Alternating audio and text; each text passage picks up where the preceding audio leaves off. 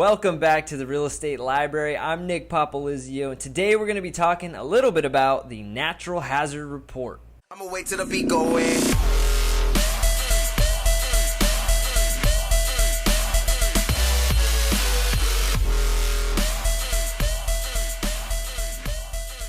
All right, let's talk about this Natural Hazard Report. This is actually called the Natural Hazard Zone Disclosure Report, NHD for short.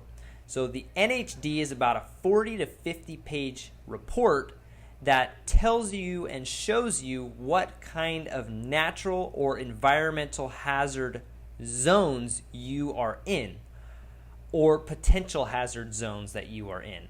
For example, the three main hazards are going to be earthquakes, flood zones, and then high risk fire zones. So these are typical in our area. You're going to see quite a few of them. Sometimes, different parts of California, you'll see more earthquake. Different parts, you'll see more flood. Different parts, you'll see more fire. So you're going to see a picture on one of the first pages that shows the little itty bitty house that you're purchasing right in the middle. And then about a 5 to 10 mile radius, maybe it's bigger, maybe it's smaller, but it shows little symbols. So like cross hatching maybe represents the flood zone.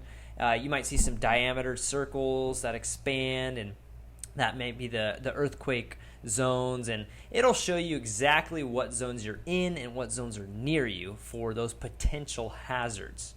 Now, the rest of the report just expands on what the hazard is, what risks there are, how you can protect yourself, things like that.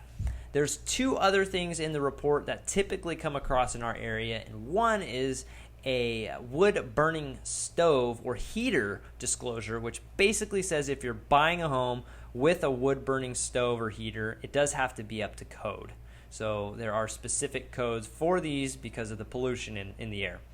And the second disclosure that's typically in there is the right to farm ordinance. So within 1 mile of your home, if there's farmland, it has to be disclosed to you because that could affect the desirability of the home if you don't want to be near any of the spraying, or maybe you have allergies or anything like that. It has to be disclosed. So that's basically it for the NHD.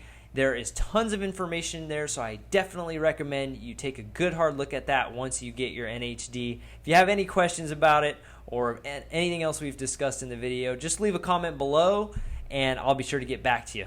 We'll see you next time on the Real Estate Library. I'm gonna wait till the beat go in.